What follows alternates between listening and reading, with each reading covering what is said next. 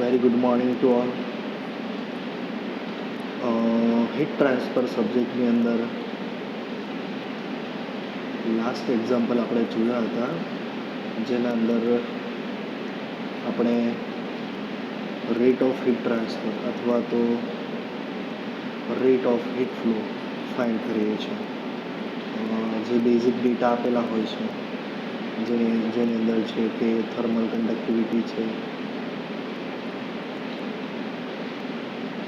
Thickness છે, temperature છે. તો તેના આધાર પર આપણે શું ફાઇન્ડ કરીએ છીએ?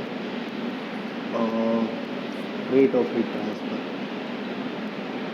પ્રીવિયસ સેક્શનની અંદર જે એરિયા, જ્યારે પણ એરિયા આપણને આપ્યો નથી એવા ટાઈમ પર આપણે કન્સિડર કરવાનું છે એરિયા, જે હીટ ટ્રાન્સફર થાય છે તેનો એરિયા આપણે 1 મીટર સ્ક્વેર આપણે લઈ લેવાનો છે, બરાબર.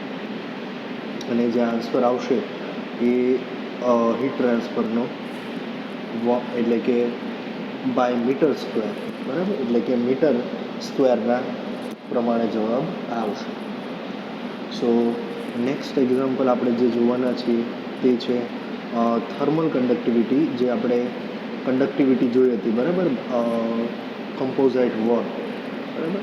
કમ્પોઝાઇટ વોલ મતલબ કે જે જુદા જુદા પ્રકારના મટીરિયલને સિરીઝમાં તમે કનેક્ટ કરી દો અને તેમાંથી પછી હીટ ટ્રાન્સફર થાય, હીટ પસાર થાય, તો તેના અંદર કયા કયા ચેન્જીસ અને તફાવત આવે છે તેના વિશે આપણે જોઈએ. So this example 2.7 is also an important question and most IMP. So this example, okay, જેના અંદર આપણે ડિસ્કસ કરવાના છીએ જુદા જુદા 3 જો લેયર હોય, બરાબર, તો કઈ રીતે હીટ ટ્રાન્સફર થાય છે. Let S C and discuss. Example number 2.7. ચાલો. A furnace is constructed with 225 mm thick of fire brick, 120 mm of insulating brick and 225 mm of building brick. Okay, so first of all that means કે કોઈ furnace છે, બરાબર. તો એ ફર્નેસની જે wall છે અથવા તો ફર્નેસ છે એ જેમાંથી બનાવવામાં આવી છે, તો એ ફર્નેસની 3 જુદા જુદા શું છે, 3 લેયર છે, બરાબર. જેમ કે આ જોઈએ, બરાબર. એક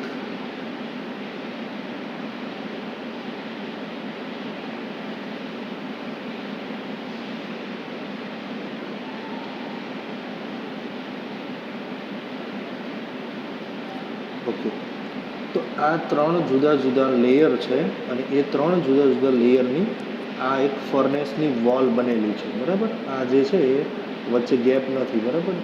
this is the fielded line.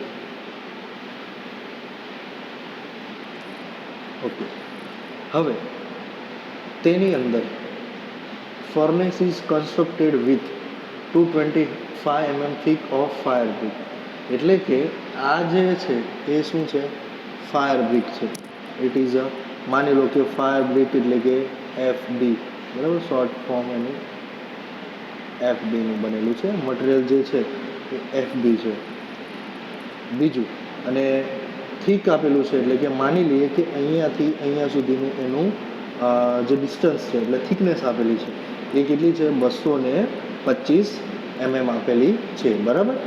તો એ આપણે ધ્યાનમાં લેવાનું છે. નેક્સ્ટ બીજું છે 120 mm ઓફ ઇન્સ્યુલેટિંગ બ્રિક. હવે પછીનું જે બ્રિક આવે છે એટલે કે આ બ્રિક, તો આ બ્રિક જે છે એની જે થિકનેસ છે એટલે કે ઇન્સ્યુલેટિંગ બ્રિક એટલે IB, શોર્ટમાં કહીએ તો IB, અને એની જે થિકનેસ આપેલી છે, બરાબર, આ એ કેટલી આપેલી છે?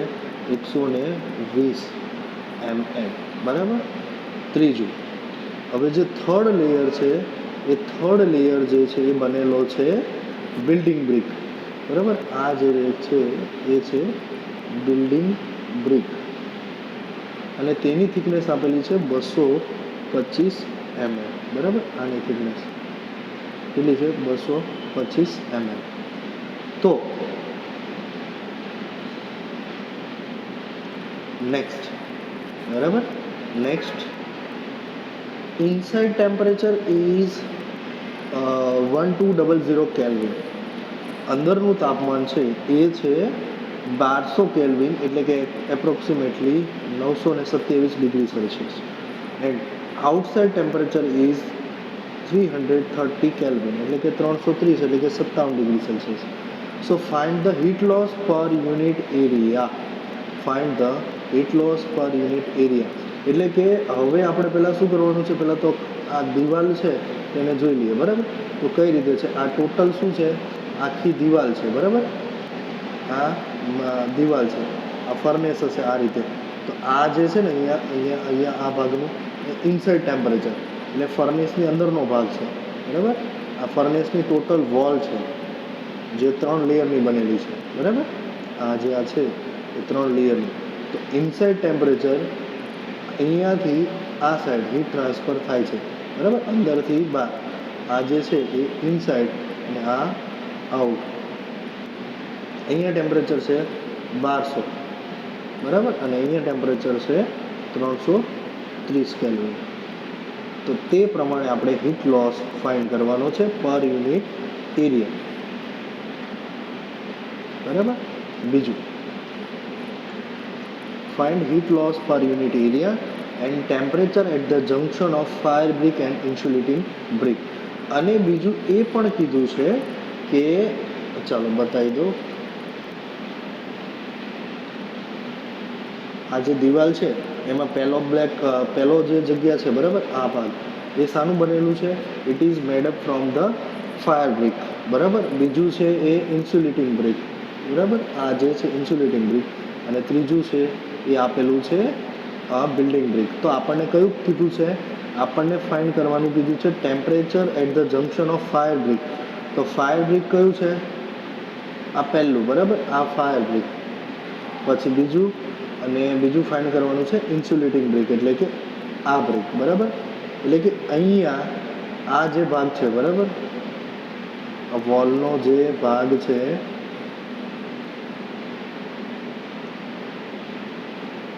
અહીંયા અને અહીંયા, આ બે ભાગ પર, એટલે કે આ બે દિવાલ પર આપણે ટેમ્પરેચરનો તફાવત આપણે ફાઇન્ડ કરવાનો છે.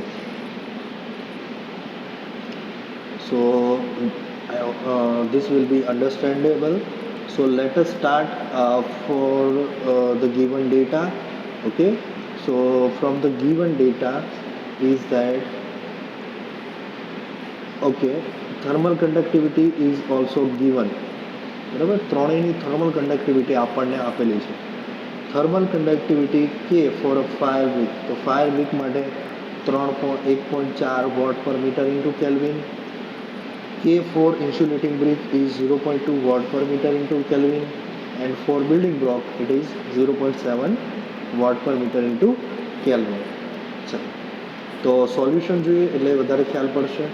તો ફિગર આપેલી છે અને ફિગર પરથી આપણે વધારે અન્ડરસ્ટેન્ડિંગ થશે. ચાલો,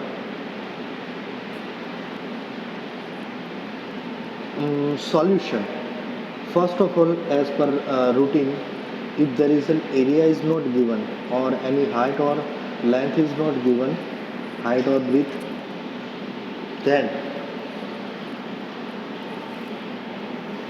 we considering heat transfer rate, heat transfer area should be 1 meter square. Okay, so therefore area is 1 meter square. ચાલો, જે પ્રમાણે આપણે ડિસ્કસ કર્યું એ પ્રમાણે છે. તો ટેમ્પરેચરથી શરૂઆત કરી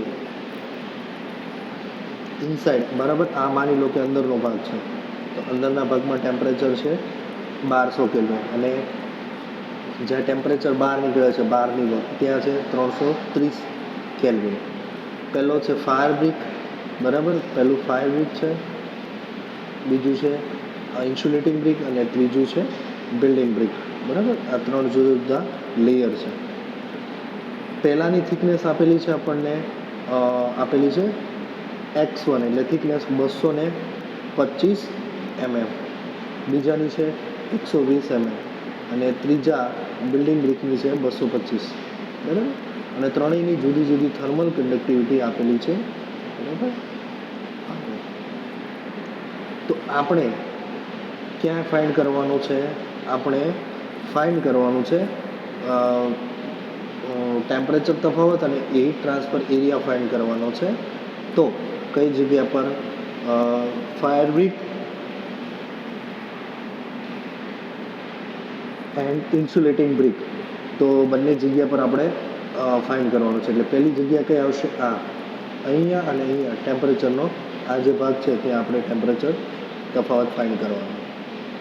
ચાલો, so first of all let T and T1 and T2 be the temperature at the fire brick or insulating brick and the insulating brick and building brick junctions respectively, બરાબર. ચાલો, હવે આપણે એક ટેમ્પરેચર લઈ લઈએ T1 અને T2, બરાબર. જો અહીંયા કેપિટલ T1 આપેલું છે અને T2 આપેલું છે, તો અહીંયા આપણે શું લઈ શકાય? ધારી લઈએ છીએ, બરાબર. Let T1 and T2 the temperature at the fire brick and insulating brick.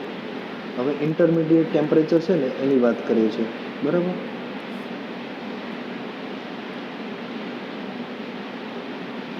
માની લો કે અહીંયા ટેમ્પરેચર ધારી લઈએ છીએ આપણે સ્મોલ T1, બરાબર. અહીંયા કેપિટલ T1 આપ્યું છે, આપણે સ્મોલ T1 લઈ શકીએ, બરાબર. અને આ જે બે વચ્ચે દિવાલ વચ્ચેનું ટેમ્પરેચર T1 છે અને ઇન્સ્યુલેટિંગ બ્રિક અને બિલ્ડિંગ બ્રિક, બરાબર, એની વચ્ચેનું જે ટેમ્પરેચર છે એટલે કે આ ટેમ્પરેચર આપણે લઈ લઈએ T2, બરાબર. અહીંયા કેપિટલ T આપ્યું છે, ડોન્ટ વરી. અથવા તો આને તમે આ રીતે પણ લઈ શકો છો કે આ જે ટેમ્પરેચર આપણને આપેલા છે એને T1 ડેશ અને T2 ડેશ કહી દઈએ અને આને શું કહી દઈએ છે? T1 અને આને કહી દઈએ T2. ઓકે, સો ના તો હવે લેયર 1, 2 અને 3 પ્રમાણે આપણે ત્રણ લેયરની શું ફાઇન્ડ કરી લઈએ? રેઝિસ્ટિવિટી, બરાબર. જે રીતે પ્રીવિયસ એક્ઝામ્પલની અંદર આપણે ફાઇન્ડ કર્યું હતું તે રીતે, બરાબર. સો સૌથી પહેલાં શું આવશે? Thermal resistance at a fire brick. તો FB પર આપણે ફાયર બ્રિકનું જે રેઝિસ્ટન્સ ફાઇન્ડ કર્યું તો આરનું સૂત્ર શું હતું? R is equal to X upon K. So X1 upon K1. Just we have to put down the value, but remember that the values is kept in a 1 unit, common in 1 unit, so which is in the this thermal brick, so that is X1 upon K1A. તો X1 છે એ mm માં આપેલું છે, બરાબર, 225 mm. તો એને મીટરમાં લઈએ તો 0.225 mm. થર્મલ કન્ડક્ટિવિટી આપણને આપેલી છે vote per metre into kelvin, એટલે મીટરમાં જ છે તો 1.4 અને એરિયા શું છે? 1. સો આન્સર આવશે 0.1607 કિલો પર વોટ. સેમ ફોર લેયર 2, એટલે રેઝિસ્ટન્સ 2 માટેનું લેયર જે છે, બરાબર, એના માટે ફાઇન્ડ કરો તો 0.125 ડિવાઈડ બાય 0.2, બરાબર, એટલે એનો આન્સર મળશે 0.60. સિમિલર ટુ લેયર 3 માટે તો એનો મળશે આન્સર આપણને 0.322. નાવ હવે પછીનું સ્ટેપ છે ફાઇનલ સ્ટેપ. શાના માટે? Rate of heat transfer find કરવા માટે. ચાલો, હીટ લોસ પર યુનિટ એરિયાનું સૂત્ર આપણને ખબર છે, Q is equal to delta T upon R. હવે આપણને ખબર છે R બરાબર શું થાય છે? રેઝિસ્ટન્સનો સરવાળો અને ટેમ્પરેચર એટલે ટેમ્પરેચરનો ડિફરન્સ. તો ટેમ્પરેચરનો ડિફરન્સ આપણને ખબર છે 1200 માઇનસ 300, 330, બરાબર. તો એ અહીંયા મૂકી દઈએ, બરાબર, T1 માઇનસ T2 અને બાકીના 3 જે રેઝિસ્ટન્સ આપણે ફાઇન્ડ કર્યા એ અહીંયા. એટલે તમને રેટ ઓફ હીટ ટ્રાન્સફર મળી જશે, that is 803.5 vote per metre square. આ શું મળ્યું તમને? Q, બરાબર. પહેલા ક્વેશ્ચનનો જવાબ મળી ગયો, બટ હવે આપણે ફાઇન્ડ કરવાના છે બાકીના ક્વેશ્ચનના આન્સર. તો ઇન્સ્યુલેટિંગ બ્રિક અને જે ફાયર બ્રિક છે ત્યાંનું ટેમ્પરેચર આપણે ફાઇન્ડ જોઈએ છે, બરાબર. તો આપણે જે રીતે થિયરમમાં ધારી લીધું હતું એ રીતે આપણે પણ શું ધારી લેવાનું છે? અહીંયા Q1 બરાબર Q. Let us calculate the temperature at the junction of fire brick and insulating brick for a steady state heat transfer. Q1 is equal to Q. એટલે કે આ જે હીટ ટ્રાન્સફર થાય છે, બરાબર, હીટ ટ્રાન્સફર અહીંયાથી અહીંયા.